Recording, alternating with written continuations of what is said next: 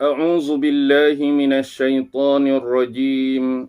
بسم الله الرحمن الرحيم. السلام عليكم ورحمة الله وبركاته. الحمد لله رب العالمين، وبه نستعين على أمور الدنيا والدين، والصلاة والسلام على أشرف الأنبياء والمرسلين وعلى آله وصحبه أجمعين. قال رب اشرح لي صدري ويسر لي أمري واحلل عقدة من لساني يفقه قولي. اللهم يسر ولا تعسر. اللهم صل على سيدنا محمد وعلى آله وصحبه وسلم.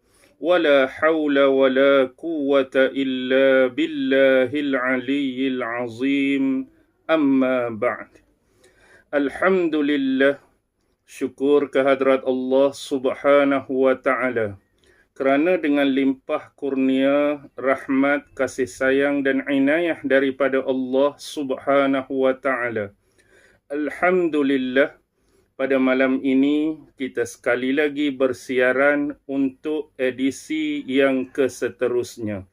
Dan insya-Allah pada edisi malam ini kita akan berbicara mengenai satu tajuk ataupun satu topik, iaitu berkenaan dengan bumi Syam ataupun kota Syam, ataupun selalu disebut dengan Biladis Syam. Baik, bila berbicara mengenai bumi Syam ataupun Biladis Syam, iaitu di antara kebaikan dan keberkahan di bumi ini dan juga fitnah-fitnah yang muncul di bumi ini. Baik, untuk edisi pada malam ini, skop pertama perbincangan kita ialah di manakah sebenarnya letak ataupun kedudukan bumi Syam yang disebut-sebut dan diperkatakan oleh umat Islam. Yang pertama yang saya nak sebutkan kepada tuan-tuan dan puan-puan ialah di manakah letaknya bumi Syams ataupun kota Syams ataupun disebut sebagai Biladus Syams. Baik, kalau kita mengambil perkiraan yang amat mudah, iaitu berpandukan kepada keempat-empat arah mata angin yang biasa kita sebut di belahan barat, di belahan timur, di bahagian utara dan di bahagian selatan, untuk mengenal pasti dan mengenali di manakah kedudukan bumi Syams ataupun Biladis Syam. Baik, wilayah Syam ataupun bumi Syam ini terletak di bahagian timur Laut Mediterranean. Bahagian timur Laut Mediterranean. Dan juga bumi Syam ini terletak di bahagian barat Sungai Euphrates. Di bahagian barat Sungai Euphrates dan terletak di utara gurun-gurun Arab. Di utara gurun-gurun Arab dan terletak di bahagian selatan Pergunungan Taurus. Bahagian selatan Pergunungan Taurus. Daripada keempat-empat arah mata angin yang kita sebutkan tadi, saya kira sudah menjadi kebiasaan bagi tuan-tuan 3 di antara keempat bahagian tersebut. Yang saya maksudkan ialah kemungkinan besar tuan-tuan dan puan-puan sudah terbiasa dengan sebutan Laut Mediterranean, sudah terbiasa dengan sebutan Sungai Euphrates, sudah terbiasa dengan sebutan gurun-gurun Arab. Tetapi apakah yang dimaksudkan di bahagian selatan tadi, iaitu Pergunungan Taurus? Baik, Pergunungan Taurus adalah merujuk kepada banjaran gunung-gunung, iaitu Gunung Taurus yang terletak di bahagian selatan Turki, iaitu yang membahagikan di antara gunung-gunung di selatan Turki yang bermula daripada rantau perairan Laut Mediterranean sampailah kepada dataran tinggi Anatolia. Dan ada ahli-ahli sejarah menyebutkan bahawa pergunungan Taurus ini dirantaikan ataupun dibahagikan kepada 3 bahagian bermula daripada barat sampailah ke bahagian timurnya, iaitu disebut dengan 3 pembahagian, iaitu Taurus Barat, Taurus Tengah dan Taurus Tenggara. Itu adalah sedikit maklumat ataupun informasi berkaitan pergunungan Taurus yang terletak di bahagian selatan bumi Syam. Baik, tuan-tuan dan puan-puan, bumi Syam yang kita kenali, bumi Syam yang kita ketahui adalah tempat berdirinya 3 agama yang besar yang kita sebut sebagai 3 agama samawi, iaitu merujuk kepada agama Yahudi, kepada agama Nasrani ataupun Kristian dan agama Islam itu sendiri. Dan di sisi spesifik ulama-ulama Islam dan secara umumnya oleh umat-umat Islam di seluruh dunia, bumi Syam ini dikenali sebagai sebuah negeri yang penuh keberkatan, negeri yang diberkahi, negeri yang dipenuhi dengan kebaikan. Baik, kita bergerak kepada seksyen yang keseterusnya. Dan kalau kita sudah menilai kedudukan bumi Syam sebagaimana yang dimaksudkan, apakah wilayah-wilayah, apakah negara-negara yang dimasukkan atau dengan kata lain dikelompokkan di dalam kategori yang disebut sebagai bumi Syam pada hari ini. Yang ini kita boleh lihat dan kita boleh rujuk daripada hasil pemetaan mungkin, daripada hasil persempadanan geografi mungkin, daripada persempadanan mengikut kategori negeri-negeri ataupun negara-negara tertentu. Sebagai contoh yang selalu diistilahkan antara negara-negara yang termasuk di dalam daerah ataupun wilayah kota Syam, bumi Syam atau Biladus Syam ini sekurang-kurangnya ada 5 negara. Yang pertama ialah merujuk kepada negara Syria. Yang kedua ialah Jordan. Yang ketiga ialah Lebanon ataupun disebut Lebanon.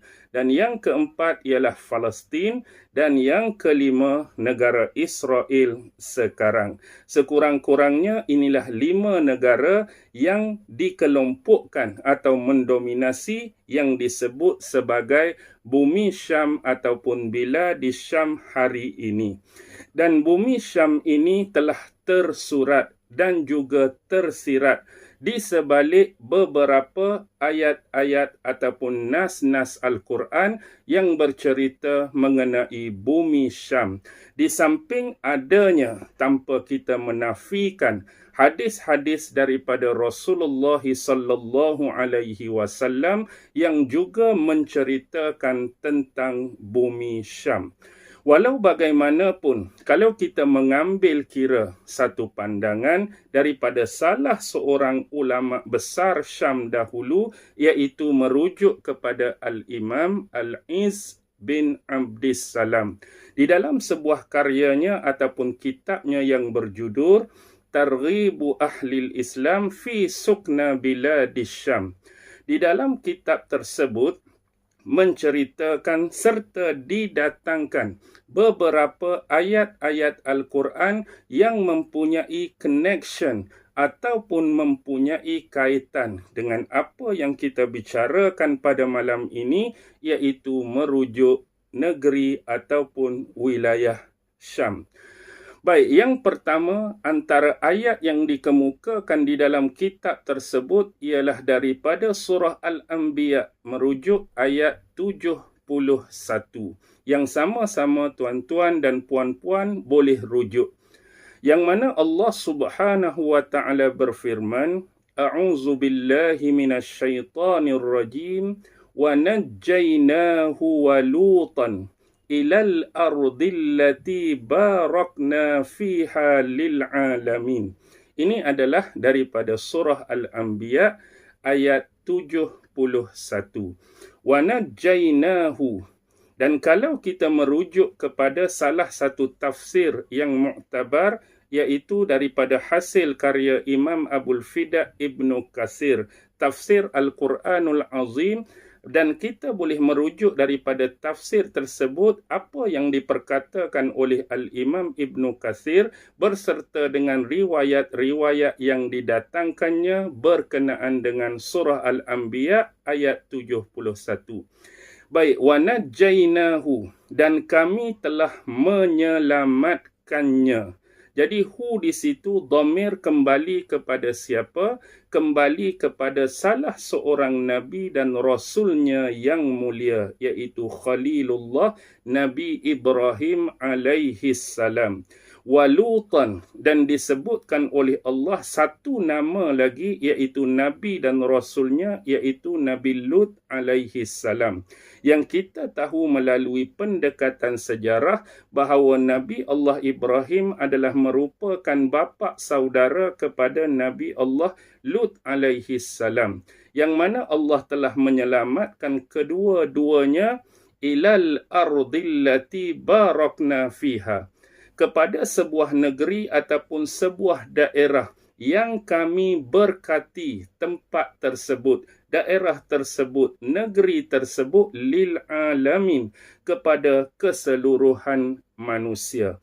Jadi antara pandangan-pandangan yang dikemukakan oleh Al-Imam Ibnu Katsir ialah mendatangkan satu pandangan daripada Ar-Rabi' Ibnu Anas, yang mana Ar-Rabi' Ibnu Anas telah meriwayatkan daripada Abu Aliyah daripada Ubay bin Ka'ab berkenaan dengan ayat tadi, iaitu satu kawasan, satu daerah, satu negeri yang telah kami berkahi padanya adalah merujuk kepada negeri Syam ataupun Biladus Syam. Baik, yang juga disebutkan bahawa tidak ada satu batu pun di tempat tersebut, yakni di negeri Syam, pasti di bawahnya terdapat aliran-aliran mata air di bawah batu tersebut. Dan itu jugalah yang diucapkan dan diungkapkan oleh Abu Aliyah. Dan sekarang kita melihat satu komentar yang dibawa oleh Imam Ibnu Katsir berkaitan perkataan Imam Qatadah di dalam tafsir beliau. Imam Qatadah mengucapkan bahawa sebenarnya Nabi Allah Ibrahim alaihi salam berada di negeri Iraq, yang kita tahu yang disebut sebagai Babil ataupun Babylon. Kemudian Allah Subhanahu wa taala telah menyelamatkannya, yakni menyelamatkan Nabi Allah Ibrahim daripada kobaran api kaumnya bersama dengan sebahagian ahli keluarganya, termasuklah anak saudaranya Nabi Lut, isterinya Sarah, yang mana kesemuanya diredai dan diberkahi oleh Allah Subhanahu wa taala. Baik, perjalanan mereka itu menyongsong ke mana? Ke sebuah negeri yang diberkahi oleh Allah, yang disebut juga sebagai negeri hijrah para nabi dan para rasul, iaitu bumi Syam. Dan ulasan daripada Imam Qatadah lagi, tidak ada satu tanah pun yang dikurangi, pasti di bumi Syam akan ditambahi padanya. Dan tidak ada wilayah di negeri Syam yang dikurangi, pasti akan ditambah dan dilebihkan pada bumi Palestin. Akan ditambah dan dilebihkan pada bumi Palestin. Dan ada satu riwayat yang menyebutkan, saya sebutkan di sini satu riwayat yang menyatakan bumi Syam adalah bumi mahsyar dan bumi kebangkitan kelak. Wallahu alam, hanya Allah lah yang lebih mengetahui hal dan keadaan tersebut.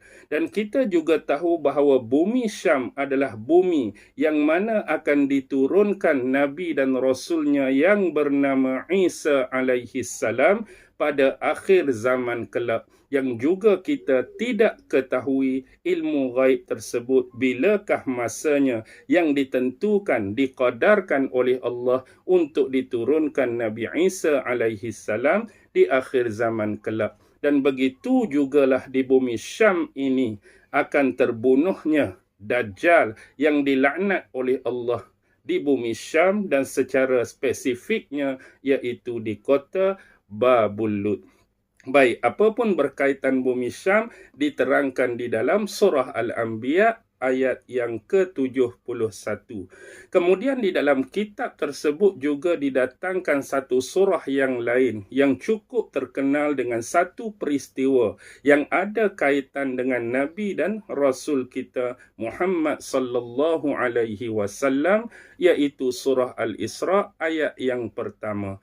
A'udzu billahi minasyaitonir rajim. Subhanalladzi asra bi'abdihi lailan minal masjidil harami ilal masjidil aqsa alladzi barakna haulahu linuriyahu min ayatina innahu huwas sami'ul basir. Maha suci Allah yang telah memperjalankan hambanya, yakni Rasulullah sallallahu alaihi wasallam, pada satu malam minal Masjidil Haram yang kita tahu terletak di kota Mekah ataupun bumi Mekah, ilal Masjidil Aqsa, kepada ataupun pergi ke Masjid Al-Aqsa yang terletak di Baitul Maqdis ataupun disebut Baitul Muqaddis ataupun Jerusalem, dan tempat yang sama juga dikenali sebagai kota Ilya dalam sejarah Islam. Baik, secebis tentang Baitul Maqdis. Kalau tuan-tuan dan puan-puan nak mengetahui sejarah asar tentang pengasas dan bagaimana tertegaknya kota Baitul Maqdis dan hubungannya dengan nama Jerusalem ini, tuan-tuan boleh merujuk kepada sejarah seorang raja yang bernama Raja Salim Jebosid. Raja Salim Jebosid yang mana dinisbahkan kepada Jerusalem, dan bagaimana kota Ilya boleh dinisbahkan juga dengan kota Baitul Maqdis, boleh rujuk kepada sejarah dan peristiwa seseorang pemerintah Romawi yang bernama Aelius Hadrian.